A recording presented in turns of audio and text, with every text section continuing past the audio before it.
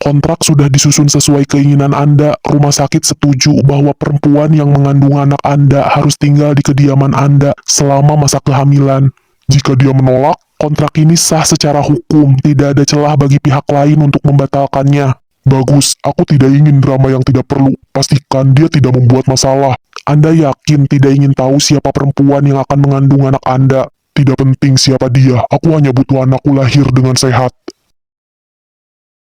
Lo yakin kan gue nggak apa-apa? Sakit banget ini. Makanya gue bawa lo ke sini. Gue mana tahu Yol, semoga aja lo nggak apa-apa. Tahan ya, bentar lagi, tinggal 1 nomor lagi. Nyonya Yolanda Adista.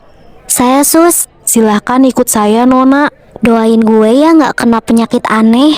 Iya, ya udah sana cepet, nanti keburu dipanggil pasien lain.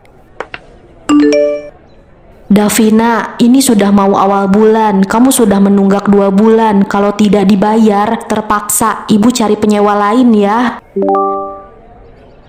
Kosan, makan, kuliah, semuanya butuh uang. Gimana ini? Dibuka program pemeriksaan kesehatan. Dapatkan kompensasi hingga 1 juta untuk peserta yang memenuhi syarat. Daftar di resepsionis. Ini masih berlaku nggak ya? Lumayan kan buat bayar kosan, bayar kuliah bisa nunggu gajian. Sus, saya lihat pengumuman tentang program pemeriksaan kesehatan. Itu masih bisa daftar. Oh iya, masih bisa Mbak. Silahkan isi formulir ini dulu.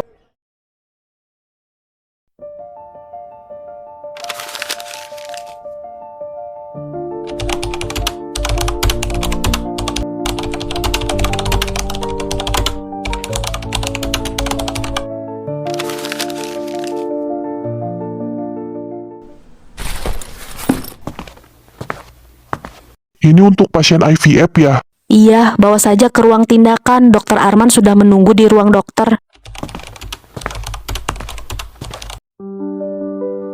Nona Davina Aziza, Saya Sus.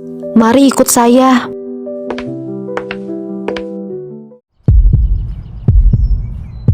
Santai saja Mbak Davina, ini hanya prosedur sederhana, nggak akan sakit kok. Iya, saya agak deg-degan sih. Tapi ya sudahlah, semoga ini nggak lama ya. Selamat siang Nona Davina, hari ini kita akan melakukan prosedur yang sudah dijadwalkan. Semuanya sudah sesuai persetujuan sebelumnya ya? Iya, saya cuma ingin memastikan ini beneran aman kan dok? Tentu saja, kami sudah melakukan banyak prosedur seperti ini dengan hasil yang sangat baik, tidak perlu khawatir. Oke, kita akan mulai. Tarik napas dalam-dalam Nona Davina, ini hanya butuh beberapa menit. Oke, saya siap. Bagus. Sudah selesai. Sekarang Nona Davina bisa istirahat sebentar sebelum pulang. Kalau ada keluhan setelah ini, langsung hubungi kami. Akhirnya selesai juga. Terima kasih ya dok. Sama-sama, semoga hasilnya sesuai harapan ya.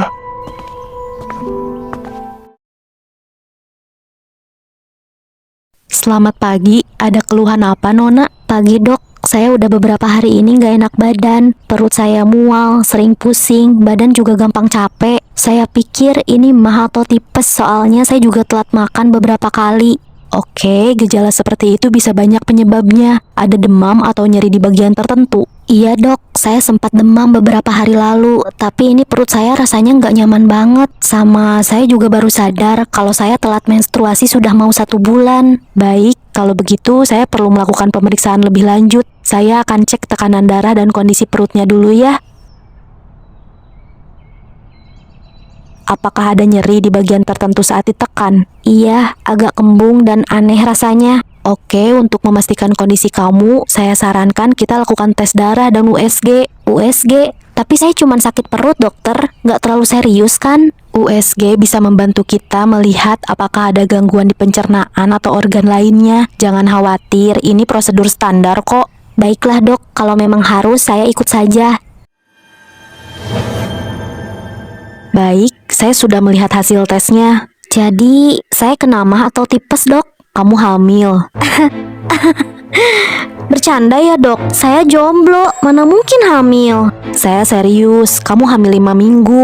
Hah? 5 minggu? Saya aja nggak punya pacar dok, ini bayi siapa? Mungkin kamu lupa, pernah ada hubungan yang kamu anggap biasa saja, tapi ternyata... Dokter, pegangan tangan aja kagak, apalagi yang lain.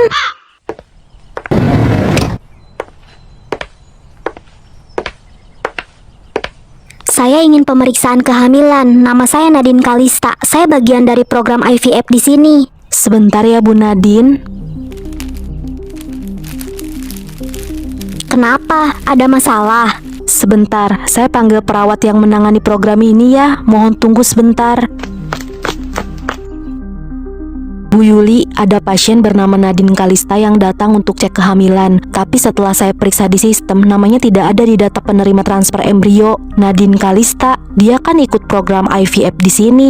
Coba cek lagi, mungkin ada kesalahan input. Saya sudah cek berkali-kali Bu, namanya memang ada sebagai pasien IVF, tapi di bagian transfer embrio dia tidak terdaftar. Kita tidak bisa ambil kesimpulan sekarang. Cek ulang semua data pasien dan pastikan tidak ada kesalahan input. Kalau ternyata ada kesalahan, apa kita harus memberitahu pasien? Tunggu dulu, kita harus memastikan dulu apa yang sebenarnya terjadi. Ini bukan hal sepele. Segera kumpulkan semua informasi dan kita laporkan ke kepala direktur sebelum mengambil langkah lebih lanjut. Baik Bu, saya akan segera urus.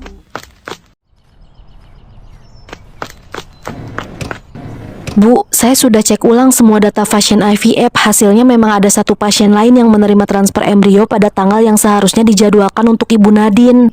Nama yang tercatat di situ siapa, Bu? Namanya Davina Aziza.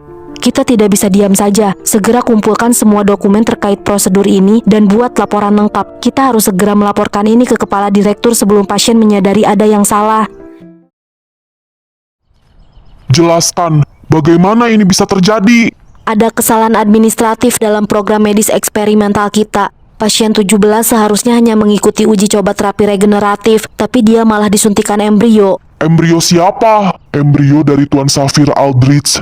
Safir Aldrich, pewaris perusahaan raksasa itu. Bagaimana mungkin kita melakukan kesalahan sebesar ini? Itu kelalaian dalam pencocokan data, Pak. Seharusnya embrio itu diberikan kepada peserta 03, tapi malah ke peserta 17. Ada pertukaran berkas di laboratorium. Pasien 17, siapa namanya? Davina Aziza, 23 tahun, seorang mahasiswi. Apa? Jadi sekarang kita punya seorang gadis yang tidak tahu apa-apa tiba-tiba hamil dan seorang miliarder yang akan membunuh kita semua kalau tahu tentang ini. Kita tidak bisa menyembunyikan ini, Pak. Kita harus memberitahu mereka berdua. Betul, jika Tuan Safir tahu dari sumber lain sebelum kita memberitahunya, kita bisa digugat dan praktik rumah sakit ini bisa dicabut.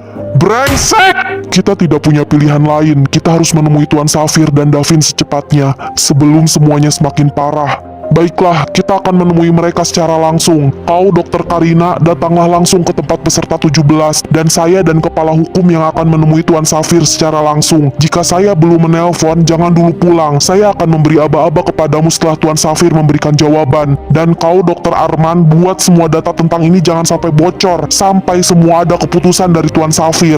Baik, Pak. Tapi kalau mereka menolak atau menggugat kita, kalau itu sampai terjadi, kita semua tamat. Oke, tenang. Tarik napas. Buang. Gue hamil. Gak mungkin. Pasti ada yang salah di sini. Halo, ada apa, Vin? Yola, gue hamil. Iya, gue juga baru bangun tidur. Gue hamil, Yola, bukan bangun tidur. Hah? Kok bisa? Gimana ceritanya? Gue juga bingung. Tiba-tiba aja itu dokter bilang gue hamil. Bentar, lo udah ke dokter? Udah. Jadi beneran hamil? Astaga, gimana caranya lo bisa hamil? Lo pacaran sama siapa, Davina? Bukannya lo jomblo? Gue beneran jomblo. Terus lo hamil lewat bluetooth gitu? Gue lagi gak mau bercanda ya. Sorry. Wait, 5 menit aja. Gue mau siap-siap dulu. Nanti gue otw situ.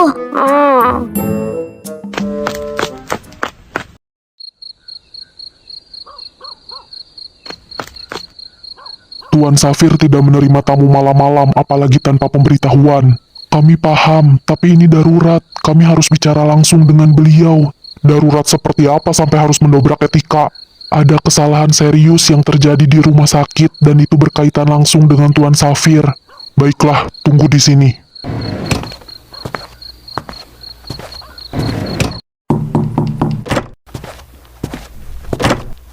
Maaf mengganggu Tuan, di luar ada 2 orang dari rumah sakit. Mereka bersikeras ingin bertemu langsung dengan Anda. Mereka pikir ini jam berapa? Begitu lancangnya datang malam-malam tanpa pemberitahuan. Mereka bilang ini penting Tuan, wajah mereka tampak kacau. Katanya ada insiden besar yang melibatkan nama Anda. Baiklah, suruh mereka masuk. Baik Tuan.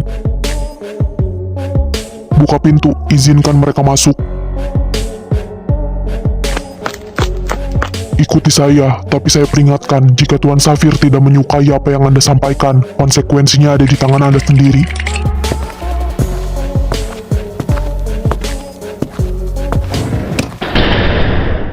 Oke, ayo kita bahas ini pelan-pelan. Lo bilang dokter tadi jelas-jelas bilang lo hamil. Iya, 5 minggu. Tapi lo nggak pernah...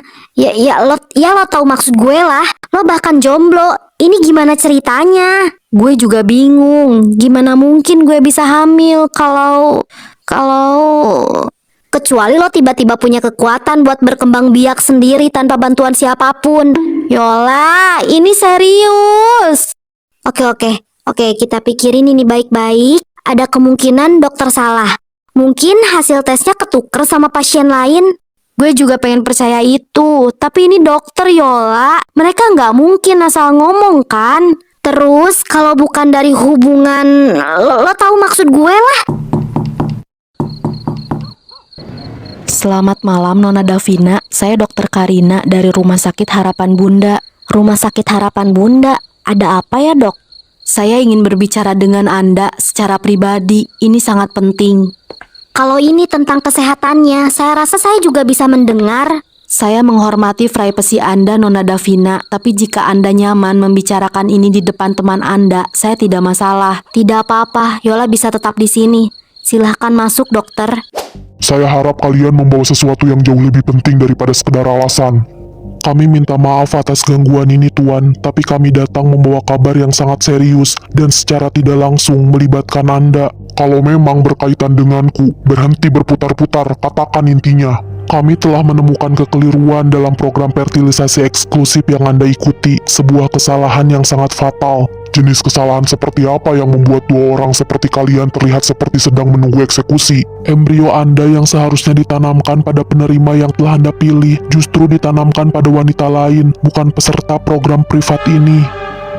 Katakan sekali lagi dengan jelas. Wanita bernama Davina Aziza tanpa sepengetahuannya kini sedang mengandung anak Anda Tuan. Jadi, sistem kalian yang konon steril dan eksklusif ternyata bisa sekacau ini. Kami menyadari ini kelalaian besar dan kami siap bertanggung jawab. Kami hanya merasa Anda perlu mendengar langsung dari kami sebelum informasi ini bocor keluar. Sebelum wanita itu mengetahui kebenarannya, atau sebelum media membusukkannya menjadi skandal publik. Apa yang kalian harapkan sekarang? Bahwa saya duduk diam dan menerima fakta bahwa hidup saya telah diseret dalam kekacauan ini? Kami ingin memperbaikinya Tuan, karena itu kami mengusulkan agar Anda bertemu langsung dengan wanita itu. Kami akan membawanya ke sini, tentu saja dengan pendekatan yang hati-hati. Kalian ingin membawa wanita yang bahkan tak sadar dirinya mengandung darah daging saya, langsung ke rumah saya. Jika penjelasan datang dari Anda sendiri, kami percaya situasinya akan lebih mudah dikendalikan. Kami khawatir jika ia mengetahuinya dari sumber luar, dampaknya bisa jauh lebih besar. Atau kalian hanya ingin memastikan saya tidak menuntut kalian di meja hijau? Tidak, tentu tidak Tuan. Kami hanya ingin menyelesaikan ini dengan cara yang paling bijak. Bijak? Kalian pikir menyodorkan perempuan asing yang tanpa sadar mengandung anak saya adalah bentuk kebijakan?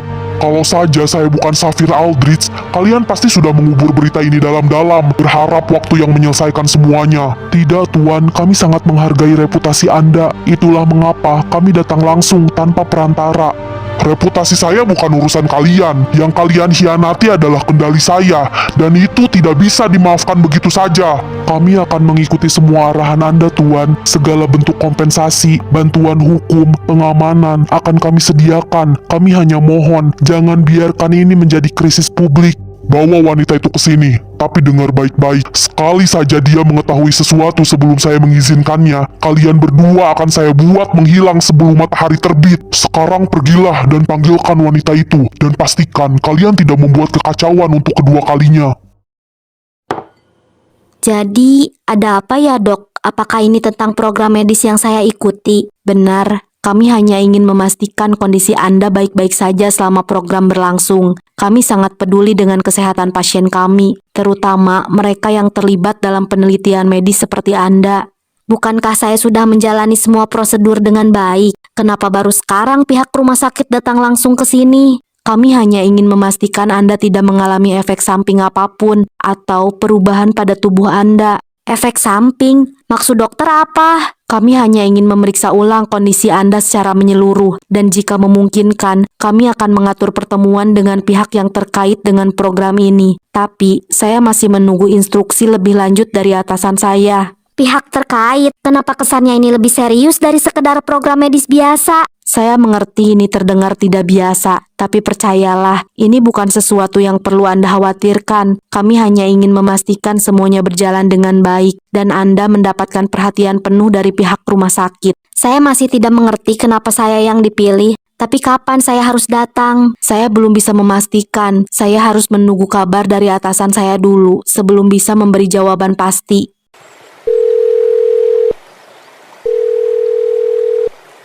Iya, Pak.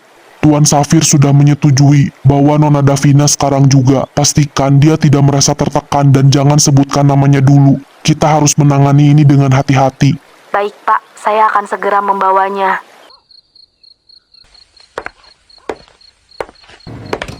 Nona Davina, saya sudah mendapatkan instruksi dari pihak rumah sakit. Kami membutuhkan Anda untuk datang sekarang juga. Sekarang? Iya, ini sangat penting. Kami ingin memastikan semuanya baik-baik saja secepatnya. Jadi, bisakah Anda ikut dengan saya sekarang?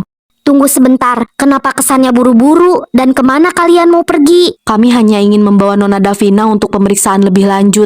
Tidak ada yang perlu dikhawatirkan. Kalau tidak ada yang perlu dikhawatirkan, kenapa Anda tidak bilang langsung mau dibawa kemana? Yol, mungkin ini memang perlu. Lagi pula mereka dokter. Mereka nggak mungkin berbuat aneh-aneh. Gue tetap gak suka ini. Kalau lo pergi, gue juga ikut. Saya mengerti Anda khawatir. Tapi ini urusan medis yang sangat pribadi. Untuk saat ini, hanya Nona Davina yang bisa ikut. Gue gak percaya, ini semua aneh. Lo tiba-tiba hamil tanpa alasan jelas. Terus sekarang dokter rumah sakit datang tiba-tiba dan langsung ngajak lo pergi tanpa penjelasan lengkap. Lo sendiri gak curiga, Vin? Yol, gue ngerti lo khawatir. Gue juga bingung. Tapi gue rasa ini satu-satunya cara buat dapetin jawaban. Gue harus pergi. Tapi lo janji bakal balik lagi dengan selamat, kan?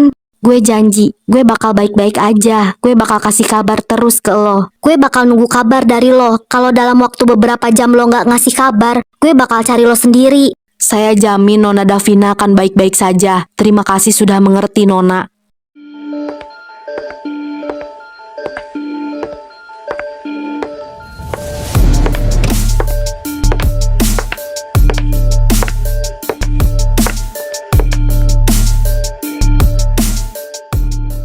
Jadi dia orangnya. Betul, Tuan. Ini Nona Davina Aziza. Bisakah seseorang menjelaskan kenapa aku dibawa ke sini? Ini tempat siapa? Tempatku. Rumahmu? Kenapa aku harus datang ke rumahmu? Dokter, Anda bilang saya akan melakukan pemeriksaan. Tapi apa maksudnya ini? Nona Davina, ada sesuatu yang harus Anda ketahui. Ini bukan situasi yang mudah, tapi Anda berhak tahu kebenarannya. Kebenaran apa, dokter? Kami secara tidak sengaja menanamkan embrio kepadamu. Sebentar, apa yang dokter maksud adalah kehamilanku? Betul, Nona Davina. Maafkan kami. Ini tidak mungkin. Aku tidak pernah mendaftar untuk ini. Bagaimana bisa aku? Itu kesalahan prosedur kami, Nona Davina. Seharusnya embrio itu ditanamkan kepada pasien lain, tetapi ada kekeliruan dalam administrasi. Jelaskan padaku dokter, kenapa semua ini bisa terjadi? Dan embrio siapa yang dokter masukkan ke dalam tubuhku? Ini anak siapa dokter? Kau sedang mengandung anakku. Jadi anak yang ada di dalam perutku adalah anakmu? Benar.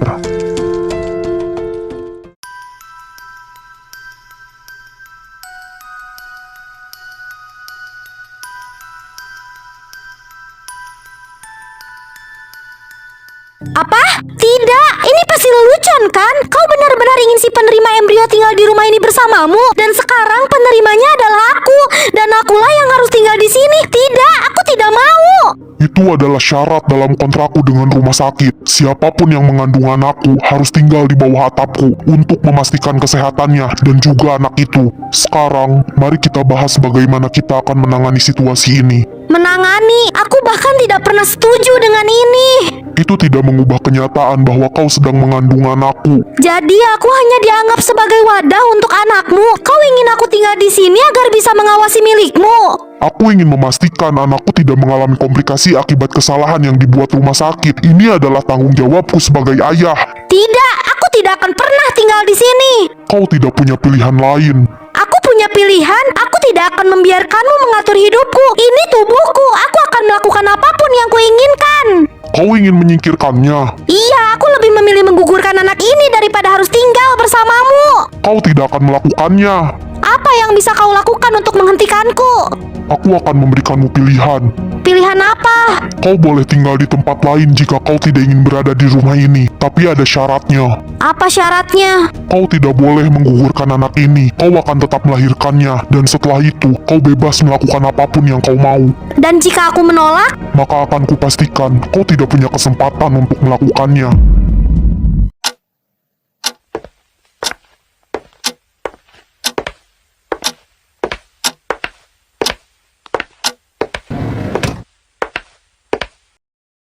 Gue baru aja mau nelpon, gimana hasilnya? Gue juga nggak tahu harus mulai dari mana. Hasil dari pemeriksaan barusan gimana? Kenapa lo bisa hamil padahal lo nggak pernah begitu?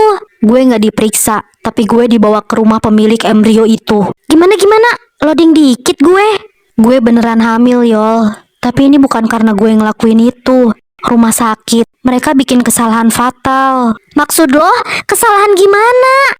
Harusnya embrio itu ditanam ke orang lain, tapi malah ke gue. Embrio? Maksud lo bayi tabung gitu? Tapi kok bisa sih? Lo kan gak pernah ikut program kayak gitu kan? Gue juga nggak tahu, Yol. Tapi mereka bilang ada kesalahan administrasi. Gue jadi penerima yang salah. Tunggu, jadi yang lo bilang ini anak di kandungan lo itu sebenarnya bukan buat lo? Ini sih gila, Vin. Kok bisa sih rumah sakit sampai salah prosedur gini? Terus siapa pemilik embrio itu? Waktu gue baca kontrak, kalau nggak salah namanya itu Safir Aldrich. Safir Aldrich? Siapa tuh? Familiar banget namanya. Gue juga nggak tahu banyak. Gue cuma tahu dia pemilik embrio itu. Tapi dilihat dari rumahnya yang gede banget, kayaknya sih dia bukan orang biasa. Vin, ini serius. Gila, ini sih beneran bukan orang biasa, Vin. Memangnya siapa dia? Safir Aldrich, umur 28 tahun, CEO muda Aldrich Corporation, perusahaan investasi yang punya cabang di berbagai negara. Keluarga Aldrich terkenal sebagai salah satu keluarga paling berpengaruh di dunia bisnis. Safir sendiri mewarisi perusahaan ini sejak usia 20 tahun setelah ayahnya meninggal. Dikenal dingin, perfeksionis, dan gak suka sorotan media. Hampir gak pernah ada wawancara tentang dia. Vin, dia ini pernah bikin perusahaan kecil bangkrut cuman karena gak suka cara mereka kerja. Maksudnya? Dia tuh punya kekuatan buat bikin orang atau bisnis hancur dalam semalam. Sekali dia gak suka sama lo tamat. Pantes dia arogan. Ya ampun. Apalagi ada yang lebih buruk? Enggak, ini sih lebih ke astaga, Vin, cakep banget. Serius, Yol, gue diambang kehancuran, lo malah fokus ke tampangnya. Iya, sorry. Fokus. Ini bukan waktunya bahas estetika wajah. Dia juga terkenal sebagai the Phantom King di dunia bisnis. Soalnya dia bisa ngontrol pasar dari balik layar tanpa orang sadar. Vin, ini bukan cuma sekedar orang kaya biasa. Lo baru aja bersinggungan sama salah satu orang yang paling berkuasa di kota ini.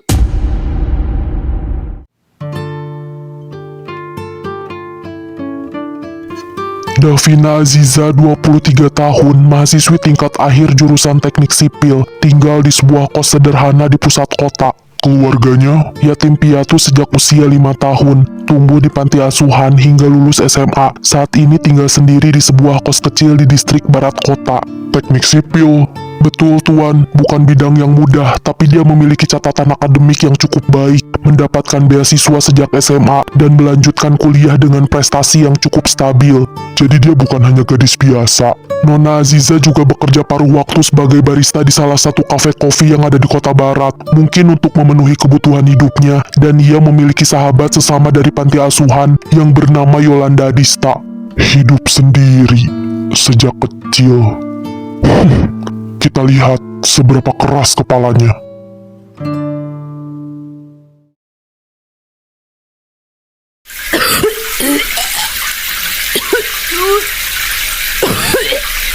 Apa tiap hari gue harus ngerasa kayak gini? Gue beneran gak sanggup. Kenapa sih harus gue? Gak bisa apa kalau orang lain aja gak usah gue? Saya sudah menugaskan Reja untuk menjaga dan mengawasi Nona Davina, Tuan. Dia melaporkan sesuatu. Belum ada hal mencurigakan, Tuan. Tapi Nona Davina tampak kurang sehat pagi ini. Menurut Reja, dia mengalami mual dan muntah parah, tapi tetap memaksakan diri untuk berangkat ke kampus. Bodoh sekali. Haruskah saya perintahkan Reja untuk membawanya ke dokter? Biarkan saja. Aku ingin tahu seberapa jauh dia bisa bertahan. Tapi tetap awasi. Jika terjadi sesuatu, laporkan segera. Baik, Tuan. Perasaan baru jalan 5 meter kok gue capek banget ya. Buset, bau banget wanginya. Gue gak tahan.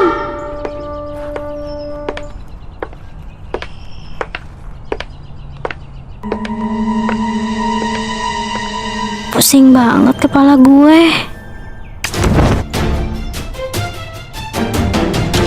Lapor Pak, Nona Davina pingsan di dekat halte bus Jalan Sakura. Apa yang harus saya lakukan? Bawa langsung dia ke rumah sakit terdekat. Saya akan berbicara dengan Tuan Safir. Tuan, Nona Davina pingsan. Saya langsung menyuruh Reja untuk membawanya ke rumah sakit terdekat. Apa kau gila? Bagaimana jika terjadi sesuatu pada anakku? Rumah sakit terdekat sana belum tentu bagus. Bawa dia langsung ke rumahku. Aku akan menelpon dokter pribadiku langsung yang menanganinya.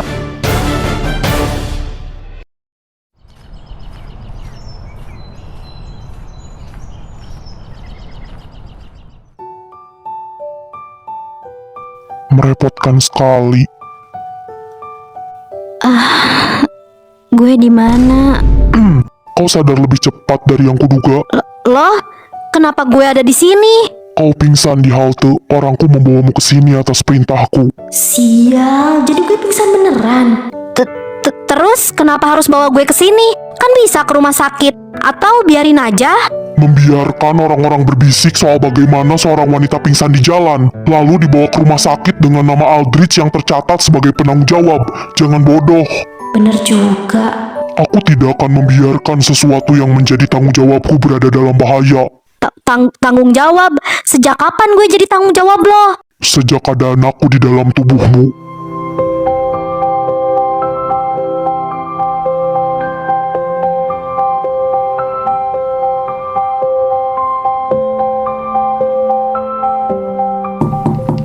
Tuan, dokter sudah tiba. Masuklah. Selamat siang, Tuan Aldrich. Nona, saya akan memeriksa kondisi Anda. Tidak perlu dokter, saya sudah mulai membaik. Bangun dari tempat tidur pun kau belum sanggup. Gue cuman kecapean ya, bukan sekarat. Bentar lagi juga gue baikan. Jangan keras kepala. Lanjutkan periksa dia.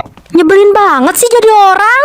Tenang, Nona. Marah-marah tidak baik bagi Nona dan bayi yang ada di dalam kandungan Nona.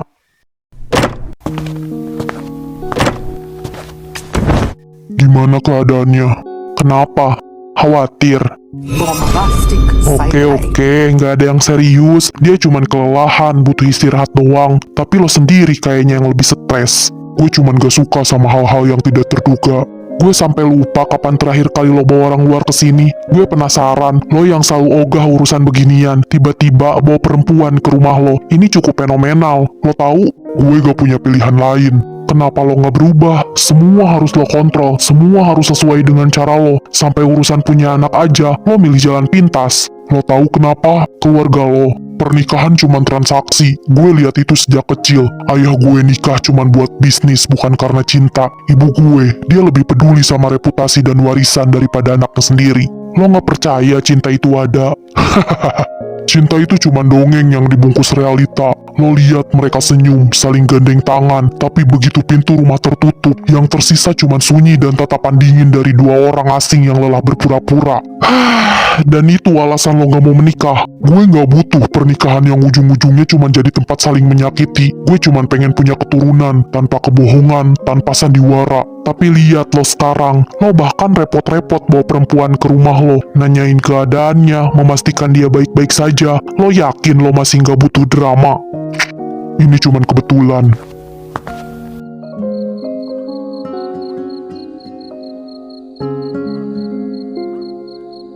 Lepasin gue harus ketemu Safir sekarang juga. Nona, Anda tidak punya izin untuk masuk. Tolong pergi sebelum kami mengambil tindakan. Nadine, Gue harus ketemu Safir sekarang juga. Safir, keluar lo, gue harus bicara sama lo. Akhirnya lo muncul juga. maaf Tuan, kami telah mengganggu Tuan. Wanita ini bersikeras. Apa mau lo? Seharusnya gue yang hamil, Safir, bukan dia. Maksud lo? Lo pikir siapa yang seharusnya hamil anak lo? Gue udah atur semuanya biar itu jadi kenyataan. Tapi semuanya berantakan. Lo gila? Gue nggak gila. Gue cuma mau ambil apa yang harusnya jadi milik gue. Lo dan bayi itu adalah milik gue. Milik lo? Lo lupa, lo yang ninggalin gue setahun lalu. Lo yang milih selingkuh. Sekarang lo balik lagi ke sini teriak-teriak kayak orang gak waras dan bilang lo yang harusnya hamil anak gue. Sakit otak lo. Di balik kekacauan ini, gue jadi lebih bersyukur rumah sakit membuat kesalahan. Maksud lo? Gue bersyukur anak gue tidak mendarat di rahim perempuan rendahan kayak lo. Singkirkan perempuan ini dan pastikan dia tidak pernah membuat kekacauan lagi. Baik, Brengsek Tuan. lo, Safir. Lo lihat aja, gue nggak bakal biarin perempuan dan bayi lo itu selamat. Gue akan pastikan kalian membayar mahal. Dasar perempuan gak tahu diri, manipulatif, penuh drama, datang seperti badai, menyusup seenaknya ke dalam hidupku setelah mengkhianati semuanya. Dan sekarang, dia berani mengancamku dengan nyawa anakku. Kalau dia pikir aku akan tinggal diam, dia terlalu bodoh untuk mengenalku. Aku bukan lagi Safir yang dulu yang bisa dimanipulasi oleh air mata dan kata manis. Satu langkah saja dia mencoba menyentuh milikku, aku pastikan itu akan jadi langkah terakhir yang dia ambil.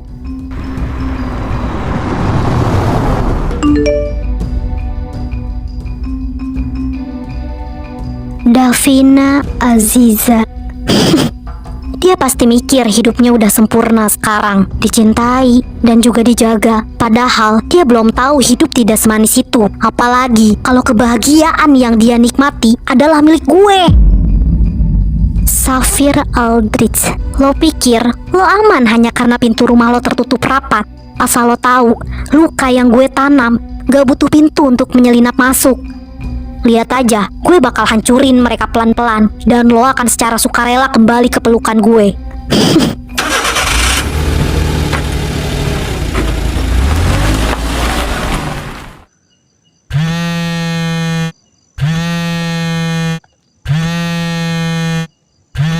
Hah? Malam? Kok bisa-bisanya gue tidur di sini sampai malam? Delvina, lo di mana? Gue cari di kosan lo kok nggak ada. Jangan bilang lo diculik om-om ya. Is, drama banget sih nih bocah. Jangan kabur, minimal sampai lo baikan, paham? Halah, so besi banget nih orang.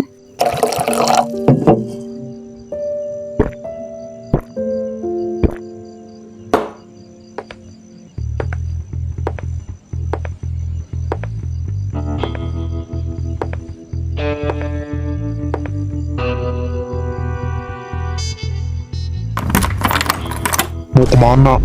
Astaga, bisa nggak sih nggak usah muncul tiba-tiba gitu? Hampir copot jantung gue. Ngapain ngendap-ngendap gitu? Kayak maling. Maling apaan?